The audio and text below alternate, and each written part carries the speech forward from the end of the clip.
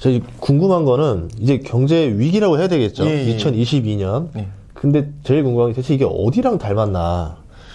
어떤 시절 위기랑 가장 흡사한가요? 이번의 위기가. 저는 위기보다는 이제 그 인플레이션 물가가 제일 중요한데 결국은 위기라는 게 물가를 얼마나 빨리 잡느냐 또 그걸 물가를 제대로 잡지 못했을 경우에 약한 고리가 터지는 게 결국은 경기 침체나 경기 위기로 전이가 될 수밖에 없는 상황이라 물가의 특성이 되게 중요할 것 같습니다. 그래서 물가의 특성은 사실은 과거에 우리가 경험해 보지 못한 물가다. 이거는 그러니까요. 러시아 우크라이나 전쟁의 공급단의 문제와 또 팬데믹 기간 동안에 풀린 그 양적 완화랑 재정 지출 그 10조 달러나 되는 어마어마한 그 돈이 모여가지고 이제 사실 인플레이션이 일어난 상황이었고요. 그래서 이런 상황이 결국은 어떤 형태로 갈 거냐는 거는 어느 수준에서 물가가 금리 고점에서 물가가 잡히냐와 연결이 되어 있다고 보여지고요. 그래서 가급적 우리가 바라는 거는 오늘 발표한 것처럼 소비자 물가 지수가 큰 폭으로 좀 하락이 돼서 금리를 5% 선까지 놀리지 않고 9월 점토표 상대로 한 4.6%, 5% 미만에서 안정된다면 사실은 약간의 경미한 경기 침체를 유지하면서 갈 수가 있는데 그렇지 않고 만약에 금리를 5% 이상 5.25%라던가 6% 가깝게 이제 올리는 상황이 온다 그러면 약한 고리가 터질 수밖에 없는 상황이거든요. 그래서 약한 고리는 사실은 어떤 부분에서 터질지를 모르는 상황입니다. 우린 예측은 할 수가 있죠. 예를 들면 미국 같은 경우에는 미국도 PF 문제들이 일부 있고요.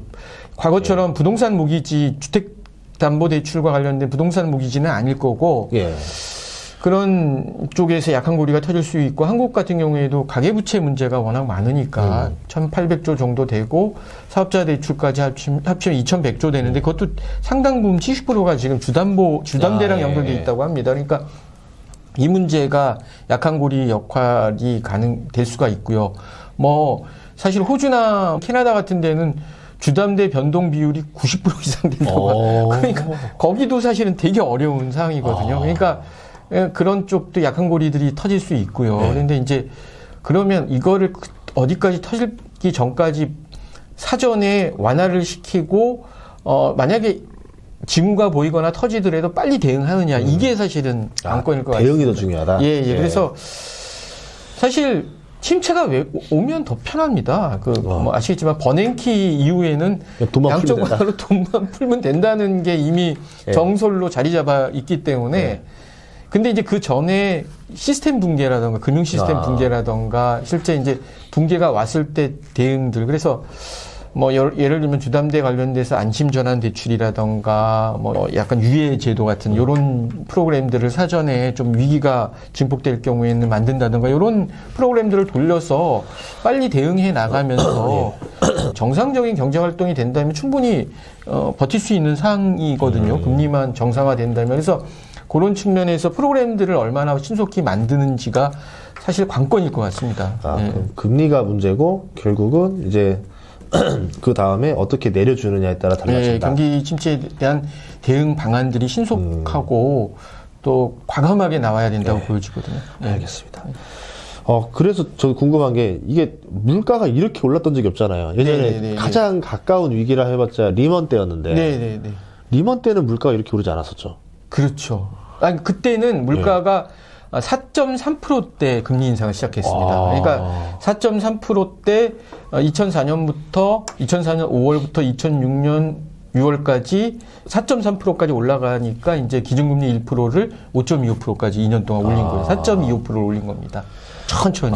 그래서 또 궁금한 게 또 그러면 2008년 글로벌 금융위기가 벌어졌던 핵심이 뭐예요? 그 핵심 문제가?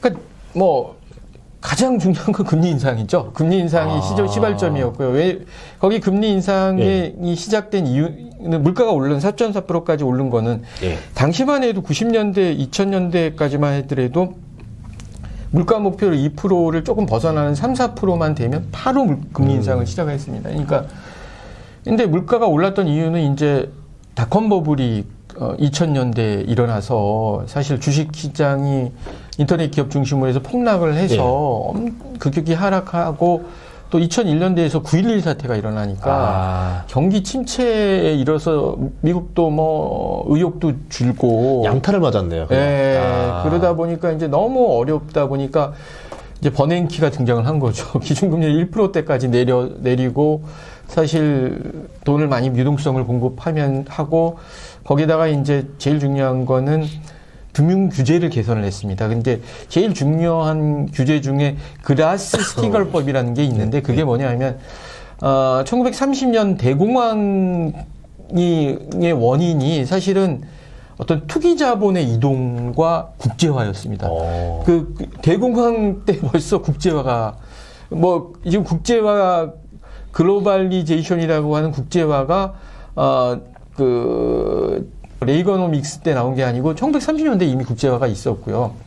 그때 국경을 돌아다니면서 투기 자본들이 막 투자가 일어났고요. 과감하게. 그래서 그리고 그 당시에도 상업은행 IB 투자은행 구별 없이 마음대로 돈 되는 건 다 모여서 막 돌아다녀서 그거를 규제를 하기 시작한 겁니다. 그러니까 대공황이 그래서 원인이 돼서 터지니까 그걸 규제하려고 만든 게 글라스-스티걸법이라고 해서 시티같이 상업은행은 신용 창출만 하고 대출만 하고 IB같이 이런 데는 뭐 예를 들면 IPO도 하고 주식 기업 상장도 시키고 파생상품도 만들고 이렇게 분리를 딱 만들어 칸막이를 쳐놨던 거를 거의 한 70년 만에 풀은 거죠.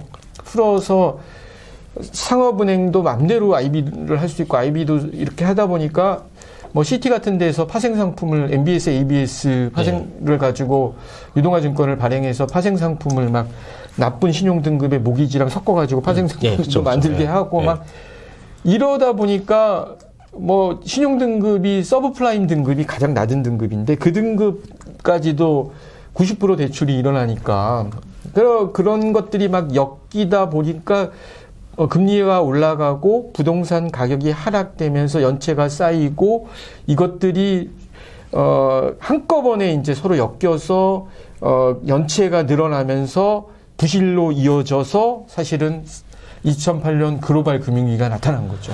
그러면 지금의 상황과 2008년의 그 상황은 원인 자체가 좀 다르네요, 이거는.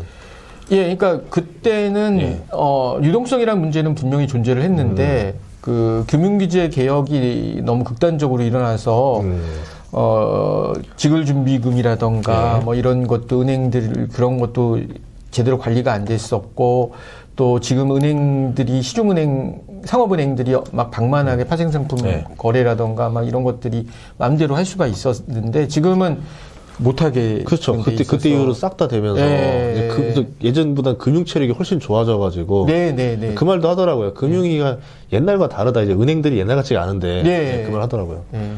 맞습니다. 그러면 또 전단으로 가서 이제 닷컴 버블 쪽인데 닷컴 버블이 벌어진 원인은 뭐였을까요? 그거 똑같습니다. 금리 인상입니다.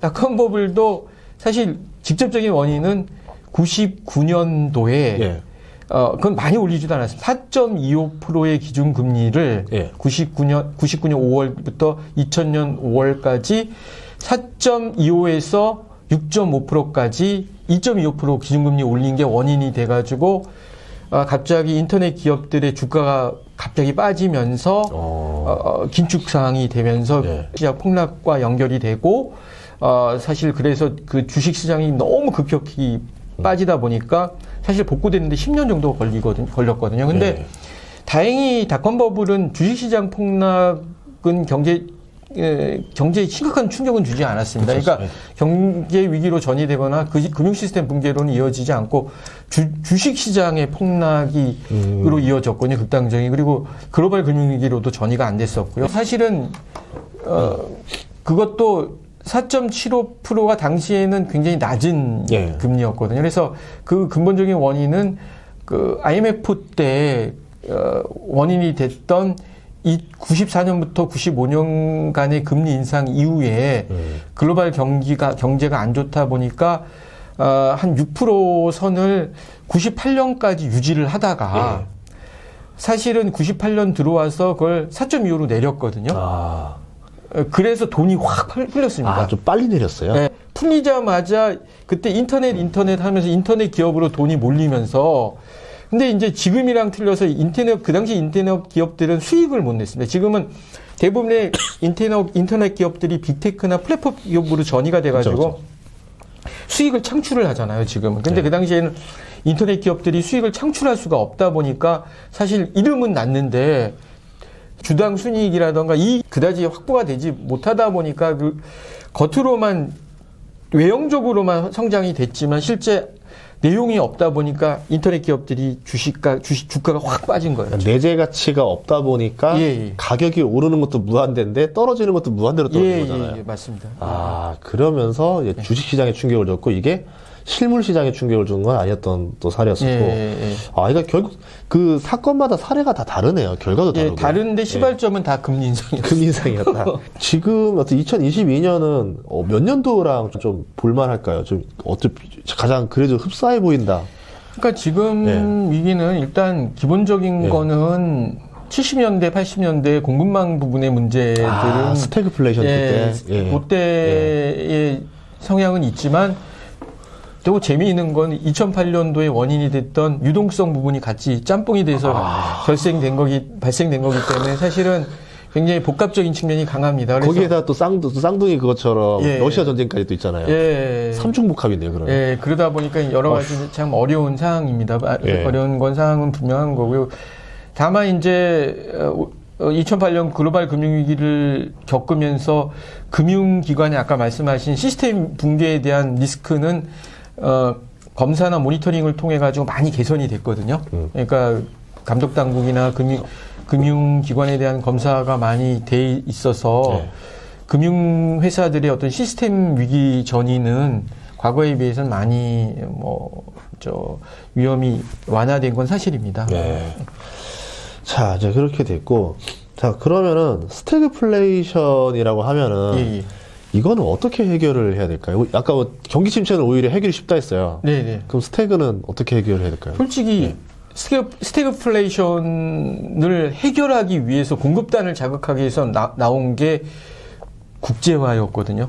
과거에 이제 수요가 부족한 건 케인즈식으로 뭐 산업 인프라라던가 이래서 직업을 많이 만들어서 수요를 늘려가지고 잡을 수가 있었는데, 근데 이제 그 공급단의 문제는 공급을 하는 기업이라던가 에너지 기업들이 일을 잘할 수 있는 환경을 만들어줘야 되기 때문에 결국은 규제 개혁하고 기업 일하기 세금도 감면해주고 거기서 출발을 한 겁니다. 그래서 결국은 그 국제화가 해법이었는데 그렇다고 해서 쉽게 해결은 안 됐습니다. 중요한 거는 공급단의 문제는 중동 전쟁이 끝나서 해결이 됐고요.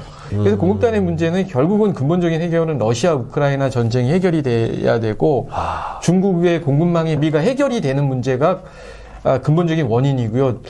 두 번째 이제 그 와중에 경기 침체는 계속 일어나고 갈 수밖에 없는데 공급단만 해결되면 아까 말씀드렸지만 버냉키식으로 경기를 살리는 건 뭐 일도 아니기 때문에 뭐 돈만 풀면 된다. 무한대 양적 완화에 대해서 굉장히 뭐 연준이라던가 이런 쪽에는 확신을 갖고 있더라고요. 그래서 이렇게 짧은 기간 동안에 4% 16배 기준금리를 과감하게 올리는 거는 침체가 와도 잡을 수 있다는 확신이 있기 때문에 이러는 겁니다.